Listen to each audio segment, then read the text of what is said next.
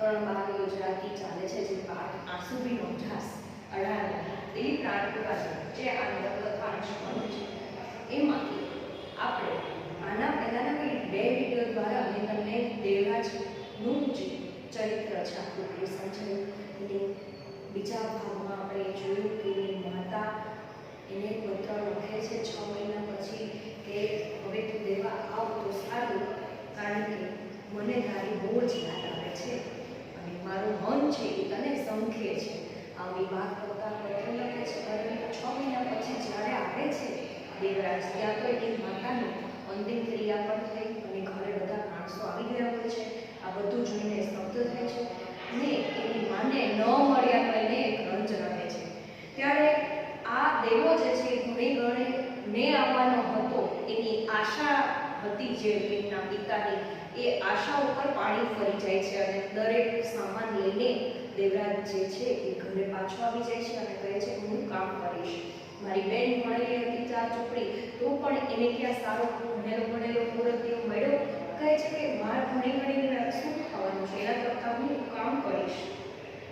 આમ કહેતા એ ખરેખર વિચારે છે દેવરાજ કે આપણે એવી ખોટી મોટપમાં નથી. એને પિતાશ્રીને સમજાવે છે કે હવે તું આમને આમ કેટલો ટાઈમ રહીશ, તારે લગ્ન નથી કરવા, તારે લગ્ન કરવા માટે થઈને કંઈક વિચાર કર. તો કહે છે કે નાનો જે પ્રભુ છે એમનો એ પણ લગ્ન કર્યા જેવો થઈ ગયો છે, તો એનું શું એમ વિચારે છે બે બાપ દીકરો. ત્યારે એ કહે છે કે મારે લગ્ન હમણાં નથી કરવા, તમે તમારે પ્રભુને પરણાવી દો. આપણે એવી ખોટી મોટપમાં નથી રહેવું, આપણે એવો ખોટો દેખાવ નથી કરવો. એક છોકરો ન ગણે તો આ ક્યાં આમ તૂટી પડવાનું છે, એવી ક્યાં મોટી આફત આવી પડવાની છે. પણ નાથવાળા તને ખબર નથી, દેવા આપણી નાથવાળા કેવી વાતો કરે. એના પિતાજી છે એને સમજાવે છે કે દેવરાજ આપણી નાત કેવી છે, આપણી નાત એટલે સમાજ. આપણા સમાજમાં આપણા કુટુંબમાં બધા કેવી વાતો કરશે. કહેતા છે ભણીને છોકરો બગડી ગયો, નાકમાંથી નીકળી ગયો, મંડી ગયો, વટલાઈ ગયો, હું બધું જાણું છું, પણ બાપુ આવી ટીકા સામે ટકી રહેવાના સંસ્કાર મને મળ્યા છે, એ રીતે હું કેળવાયો છું. દેવરાજ કહે છે કે જ્યારે આ વસ્તુ દેવરાજના પિતા કહે છે કે તું સમજતો નથી, આપણી નાકવાળા વિચારશે કે આ તો ભણી ગણીને છોકરો બગડી ગયો છે, નાકમાંથી નીકળી ગયો એટલે કે સમાજમાંથી હટી ગયો છે, ભંડી ગયો એટલે પોતે ખરાબ રસ્તે ચડી ગયો છે, વટલાઈ ગયો એટલે કહે છે કે એ દરેક લોકો કરે છે એના કરતાં કંઈક અલગ વિશેષ થઈ ગયો છે. હું બધું જાણું છું. બાપુ કહે છે, બાપુને આ કહે છે એનો દીકરો દેવરાજ કે હું બધું જાણું છું, આવી ટીકા કરશે, પરંતુ આવી ટીકા સામે મને ટકી રહેવાના, મને પોતાનું જે કહે છે કે એની સામે ટકી રહેવા માટે થઈને એનો સામનો કરવા માટેના સંસ્કાર મળ્યા છે, એ રીતે હું કેળવાયો છું. એટલે પ્રભુને હવે કેટલું ભણવાનું છે, બાપુએ થોડીક વાર મૌન રહીને પૂછ્યું. હવે બાપુ એને પૂછે છે થોડીક વાર મૌન રહીને, એને વિચાર આવે છે કે દેવરાજ કદાચ હવે એકનો બે નહીં થાય, એટલે કહે છે કે પ્રભુને હવે કેટલું ભણવાનું બાકી, 1.5 વર્ષ. જવાબ આપે છે દેવરાજ કે 1.5 વર્ષ પછી તો એ નોકરી કરશે ને. પાછો પ્રશ્ન એના પિતાશ્રી પૂછે છે કે પછી તો એ નોકરી કરશે ને. ના, પ્રભુ નોકરી નહીં કરે, એ એવું કહેવાનું મન થઈ આવ્યું. ત્યારે દેવરાજને એવું કહેવાનું મન થઈ ગયું કે એ નોકરી નહીં કરે, પરંતુ નથી કહેતો. પણ તે બોલ્યો એ તો ઠીક, એને પડે એ કરશે, ઠીક પડશે એ કરશે. એ અહીંયા આગળ કહે છે કે એ નોકરી કરે કે ન કરે એ મને ખબર નથી, એને જે ઠીક પડે તે કરશે. આમ કહે છે. તો અહીંયા આગળ આપણને એ સમજાય છે કે ખરેખર એના માતા પિતાને અહીંયા આગળ કેવી વાત, એની પિતાને કેવી વાત એને કહેવાનું મન થાય છે. તો હવે આગળ કહે છે પણ તે બોલ્યો એને ઠીક પડે તે કર્યું. દેવા ચોકીદારમાં મારું મન હવે ધડકતું. હવે જ્યારે એના પિતા છે એ ચોકીદાર છે, ચોકીદારમાં એ નોકરી કરે છે, એટલે કહે છે દેવા ચોકીદારમાં મારું મન હવે બહુ ધડકતું નથી. ધડકતું નથી એટલે સંતોષ થતો નથી. ચોકીદારની નોકરી કરી અને હવે મને એમાં ગમતું નથી, ધડકતું નથી, સંતોષ થતો નથી. આવી વાત કરતા કહે છે કાંતા જવાન થઈ ગઈ છે કહીને બાપુ ચૂપ થઈ ગયા. કહે છે શું કામ? તો કહે છે કાંતા જવાન થઈ ગઈ છે કહીને બાપુ ચૂપ થઈ ગયા. સમજો છો બાપુ? કહી દેવરાજ મૌન થઈ ગયો. હું સમજુ છું બાપુ. દેવરાજ મૌન થઈ જાય છે. થોડી વાર કાંતા આવી, થોડી વારમાં કાંતા આવે છે. બસ તો પછી આગળ ભાઈ કાંતા ઉમળકાથી બોલી ક્યારે આવ્યા? કાંતા કહે છે ભાઈ ક્યારે આવ્યા? બસ ચાલ્યો જાઉં છું, બસ હમણાં જ આવું છું. રોકાવાના છો કે પછી પાછા વસુધા ચાલ્યા જશો? કહે છે કે રોકાવાના છો કે પાછા સંસ્થામાં જે આશ્રમમાં તમે ભણો છો વસુધામાં ચાલ્યા જશો? ના, મેરપુર જઈશ. મેરપુર? કાંતાના અવાજમાં આશ્ચર્ય હતું. મેરપુર એટલે કે જે ગામડું છે એ ત્યાં જશો? તો કે હા ત્યાં જઈશ. મેરપુર? કાંતાના અવાજમાં આશ્ચર્ય હતું. એ ખૂબ ચકિત થઈ ગઈ અને પૂછે છે કે મેરપુર? ત્યાં જઈને શું કરશો? પિતાએ પૂછ્યું. ત્યાં જઈને તું શું કરીશ? કામ. પણ ત્યાં તને કયું કામ મળવાનું છે? એના પિતાજી કહે છે કયું કામ કરીશું? ઘણું કામ છે બાપુ. કહે છે ઘણું કામ છે. એ ઉજ્જડ મલકમાં પિતાની આંખમાં ઉપાલંબ હતો. પિતાની આંખમાં ઉપાલંબ એટલે કે ઠપકો હતો. હવે પિતાને વધારે ને વધારે એના ઉપર ક્રોધ આવી આવ્યો હતો. એ ઉજ્જડ મલકને મારે નંદનવનમાં ફેરી નાખવો છે બાપુ. દેવરાજના અવાજમાં દ્રઢતાનો રણકો હતો. રણકો એટલે શું? હવે એ કહે છે કે એ જે ત્યાં આગળ ઉજ્જડ મલક એટલે સાવ વેરાન એવો વિસ્તાર છે એને મારે રણ જેવા વિસ્તારમાં નંદનવન ફેરવી દેવું છે. નંદનવન એટલે અશોક વાટિકા જેવું ખૂબ ઝાડ હોય, પશુ પક્ષીઓ હોય, આવા નંદનવનમાં મારે એને ફેરવી દેવું છે. અહીંયા આગળ એ કહે છે કે તમે જોયું છો વિદ્યાર્થી મિત્રો, અહીંયા બગડી ન જવું એટલે ન માનવું. જ્યારે એ નથી માનવું દેવરાજ કહે છે બગડી ગયું. નાકમાંથી નીકળી જવું, નાક બહાર થઈ જવું. ટીકા સામે ટકી રહેવું એટલે કે છે નિંદા સામે અડગ રહેવું. આ જે બધા રૂઢિપ્રયોગના નામ છે એ તમે સમજો જેથી કરીને તમે તમારા પ્રશ્નમાં જ્યારે પેપરમાં પૂછાય ત્યારે લખી શકો. તો આ ટીકા સામે ટકી રહેવાની શક્તિ પણ એની પાસે છે. નંદનવનમાં ફેરવવું એટલે ઉપવન જેવું બનાવવું. નંદનવન એટલે ઉપવન, એક સરસ એવું ગાર્ડનને નિર્માણ કરવું. કહે છે કે મારે નંદનવનમાં ફેરવવા માંગુ છું. ગાંડો થઈ ગયો છે? એના પિતાશ્રી કહે છે ગાંડો થઈ ગયો છે? બાપુ આ ગાંડ પણ નથી. વસુધાએ મને શીખવ્યું છે મારે આ ધરતીમાં પાછું ફરવું છે. મને વસુધાએ જે આશ્રમમાં રહેતો, જે જગ્યાએ ભણવા ગયો હતો એ સંસ્થાને નામ લઈને કહે છે કે મને વસુધાએ આ શીખવ્યું છે મારે ત્યાં પાછા ફરવું છે, મારે પાછું જવું છે. દેવા 20 વર્ષથી એ ધરતી પર રમણો પાડીને જોયો નથી. ત્યાં તારે શું છે? દેવા વી જે છે તળપદા શબ્દ છે. વી એટલે 20. વી એટલે 20. તો કહે છે કે 20 વર્ષ થઈ ગયા આપણે ધરતી સામું જોયું નથી અને હવે તારે ત્યાં જઈને શું કરવું છે? એટલે કહે છે મારું બાળપણ છે બાપુ. દેવરાજના શબ્દોમાં જ નહીં અવાજમાં પણ ભાવુકતા આવી ગઈ હતી. કહે છે કે મારું બાળપણ છે. ધરતી કોર એટલે ધરતીની તરફ. ભાવુકતા એટલે લાગણીશીલ, સહૃદયતા. એના હૃદયમાં એકદમ સહજતાથી ભાવુકતા આવી ગઈ અને એ વિચારે છે કે મારું બાળપણ છે ત્યાં. બાપુ દેવરાજના શબ્દમાં અવાજમાં એકદમ ભાવુકતા આવી ગઈ. કાંતાનો જવાબ આ બધું સમજતું નહોતું. એણે તો મલકની વાતો સાંભળી હતી. મલકની એટલે ઘણી બધી. અહીંયા આગળ એ કહે છે કે એમે કાંતાએ તો ઘણી બધી વાતો સાંભળી હતી. જોયાનું કોઈ ઓહાણ આવતું ન હતું. ઓહાણ એટલે એનો ઓસાર. એટલે અહીંયા આગળ એ પણ તળપદા શબ્દ છે. તો કહે છે કે એનો ઓહાણ આવતું ન હતું, એને એની અણસાર પણ આવતી ન હતી. બાપુ ત્યારે કહેતા ધાવણી હતી તઈ આપણે નીકળી ગયેલા દુકાળા ઉતારવા.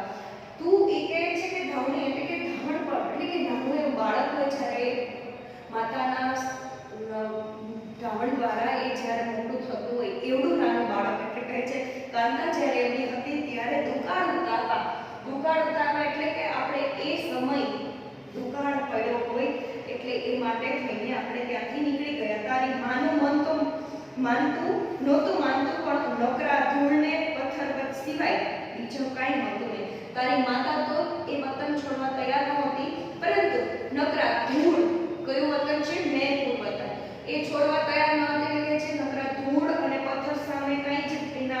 સિવાય બીજું કાંઈ જ નહોતું રહ્યું. એટલે એ ન નીકળી ગયા હોત તો તું આવડી ન થઈ હોત. ને પછી મલકની વાતો કરતા બાપુ ક્યાંક ખોવાઈ જતા, ક્યારેક એમનો અવાજ ઢીલો થઈ જતો તો ક્યારેક એ પથરાળ જમીનની ધરતીની કઠોરતા તેમાં ઉતરી આવતી. એટલે કહે છે કે જ્યારે નાની એવી તો હતી ત્યારે કાંતા જે દીકરી એના પોતાના સ્મરણો યાદ કરે છે ત્યારે એ પોતે કહે છે કે હું બહુ નાની હતી ત્યારે બાપુ એમ કહેતા કે નીકળી ગયેલા હતા. બાપુ માતાનું મન માનતું નહોતું, પરંતુ દુકાળ આવવાથી એમાંથી નીકળી ગયા. અને બાપુ કહેતા કે ખરેખર જો ન નીકળ્યા હોત તો આવડી પણ ન થઈ હોત અને બાપુના મનમાં ભાવુકતા આવી જતી. પણ ત્યાં આપણું કોણ નથી, કોઈ સાગવું કે નથી કોડું, તું ક્યાં જઈને ઉભો રહીશ? હવે બાપુ કહે છે કે ત્યાં આપણું સગું કોણ, એ કઠોરતા એ ઉષ્ણતા આવી જાય છે. ત્યાં આપણું કોડું એટલે કેવું કે ના માટીની છે, ભીતનું નાનું એવું ઘર હોય એને કોરડું કહે. પહેલાના ગામડાના સમયમાં એમ કહેતા કે કેટલા આખા ગામમાં કેટલા ખોરડા છે. ખોરડા એટલે ઘર, નાનું માટી હોય અને માટીનું નાનું એવું ઘર હોય એને ખોરડો કહેવામાં આવે છે. તો કહે છે કે ત્યાં આપણું ખોરડું નથી, સગાવાલા નથી, તો ક્યાં જઈને ઊભો રહીશ? આ બે પગે ભગવાને ઉભા રહેવા જ આપ્યા છે બાપુ. એ પછી વસુધના એક આદર્શ વિશે તેને કહેવા માંડ્યું. કહે છે કે આ બે પગ છે એ મને બાપુ ભગવાને ઊભું રહેવા માટે જ આપ્યા છે. અને પછી આગળ એની વાત કરે છે. બાપુ મોટા ભાઈ કહેતા હતા કે વસુધાની કેળવણી તમને જ શૈલી મોજ શોખ નહીં આપી શકે. તમારે ઝાકળ સમાજમાં જીવવું ન હોય તો જ વસુધામાં આવજો. વસુધામાં તળ ગામડાના જ વિદ્યાર્થીઓ એટલા માટે આવે છે, કેળવવા આવે છે કે તેઓ તેમની ધરતીમાં પાછા મળે. તેમના લોહીમાં એ ધરતીના લોકોની તાસીર પચેલી હોય છે. અહીં જે વાત કરે છે વસુધાની, કે વસુધા જે સંસ્થામાં જે આશ્રમમાં એ ભણવા ગયેલો હતો દેવરાજ, એ કહે છે કે વસુધાનો એક આદર્શ હતો. એ આદર્શ માટે થઈને કીધું કે બાપુ મોટા ભાઈ કહેતા હતા કે વસુધાની કેળવણી જે આશ્રમમાં રહીને એને જે શીખવા મળતું હતું એ મોજ તમને મોટા શહેરોમાં જઈને મોજ શોખ નહીં પામી શકો, પરંતુ તમારો ઝાકળ જોડ જે તમારો જો વિચાર હોય કે મારે ખૂબ વૈભવી જીવન જીવવું છે તો એ તમને વસુધા નહીં આપે. પરંતુ તમને વસુધામાં તો તળ ગામડાના વિદ્યાર્થીઓને એટલા માટે કહેવામાં આવે છે કે તેઓ તેમની ધરતીમાં પાછા ફરે. તેઓ તેમની ધરતીમાં એટલે કે એની જે પોતાનું વતન છે ત્યાં પાછા ફરે અને તેમના લોહીમાં એ ધરતીનો લોકોની તાસીર પચેલી હોય છે. એ લોકોની ત્યાં તાસીર પચેલી હોય એટલે તળ ગામડાનું એટલે સાવ નાનામાં નાનું ગામડું અને તાસીર એટલે એની છાપ, એની અસર, એનું ચિત્ર એનામાં હોય છે. અને લોકોને ત્યાં પાછું ફરવાનું કામ આ વસુધા કરે છે. તેમના લોહીમાં ધરતીના લોકોની તાસીર પચેલી હોય છે, ત્યાં જઈને કામ કરે, લોકોને વ્યસનને વહેમ મુક્ત કરે. ત્યાં જે ગામડાના અંધશ્રદ્ધામાં પડ્યા, વહેમમાં પડ્યા હોય એવા લોકોને મુક્ત કરે, સહિષ્ણુ અને સંસ્કારી બનાવે.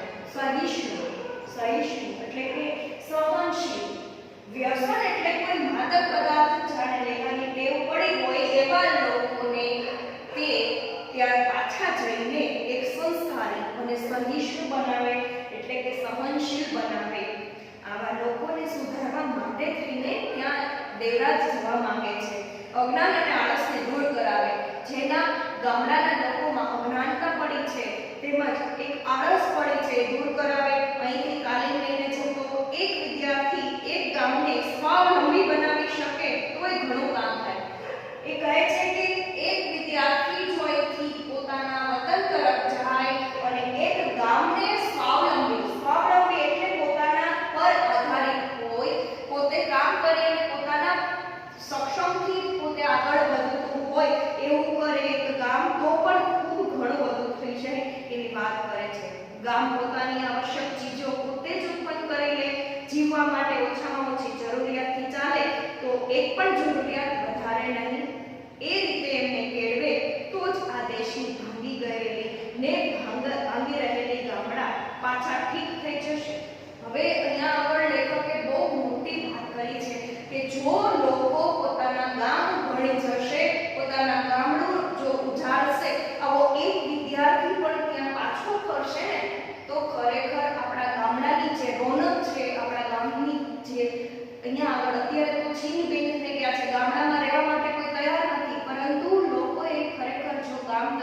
હવે આપણે અત્યારે જોઈએ છે કોરોના સમય ચાલે છે એટલે બધા સિટી કરતા ગામડું વધારે પસંદ કરે છે. શું કામ? તો કે ગામડામાં રળિયામણું છે, ગામડું પોતે માણેલું એક બાળપણ છે અને એ ખરેખર સ્મરણો હજી પણ એ કદાચ ગરડા થાય તો પણ એ ભૂલી ન શકે એવું એક બાળપણ એને યાદ છે, એને તાજું કરે છે. શું કામ? તો કે ત્યાંની એક વૈભવ આ વસ્તુ છે.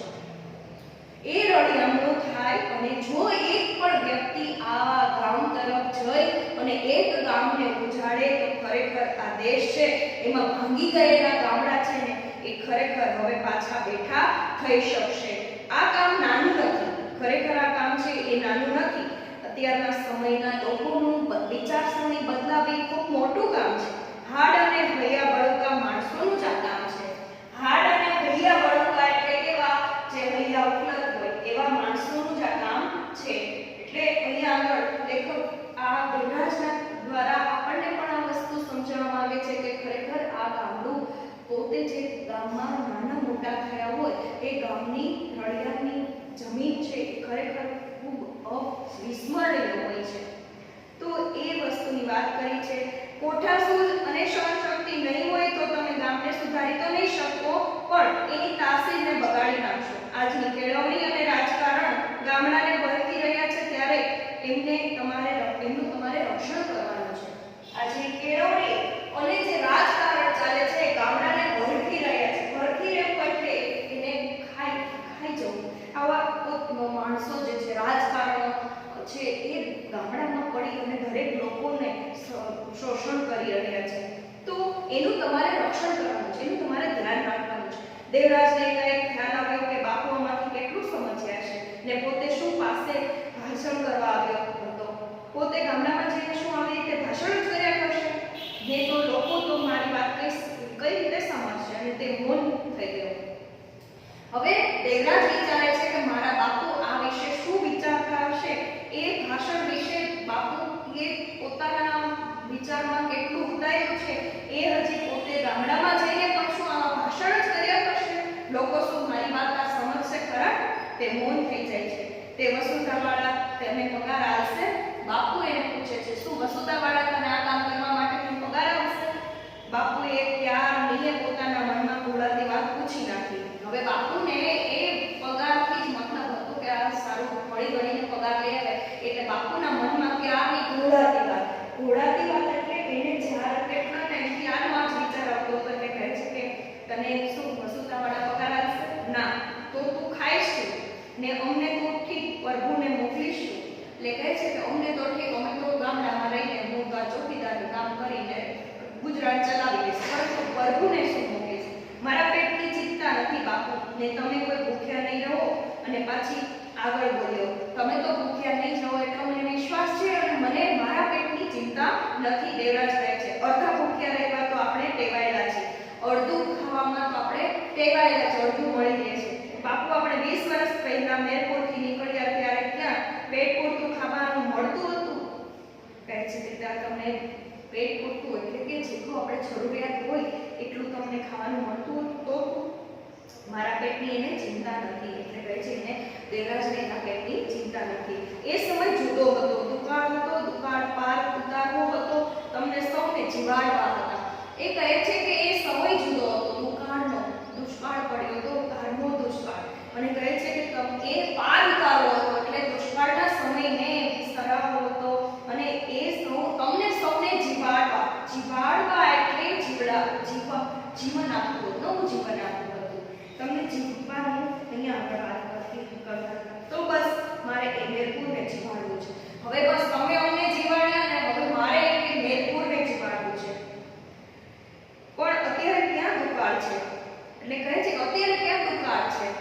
દુકાળ કઈ ધરતી પર જ નથી પડતો બાપુ, માણસ પર પણ પડે છે. એ કહે છે કે દુકાળ માણસ પર પણ પડે છે. શું કામ? તો કે ગામડામાં રહેવા માટે કોઈ તૈયાર નથી અને અત્યારે ગામડો જે ભાંગતું જાય છે તો એ દુકાળની વાત જ કરે છે કે આ દુકાળ ન હોય તો શું છે? માણસના હૃદયમાં પણ દુકાળની ભીષણતા હોય છે. મારે માણસના મનમાં પડેલા દુકાળને દૂર કરવો છે.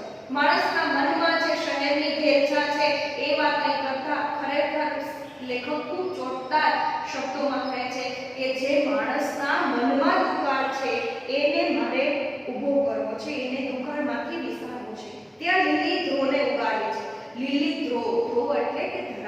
લીલી જે ઘાસ છે એને ધ્રો કહેવાય. એટલે કહે છે કે મારે લીલું ઘાસ ઉગાડવું છે.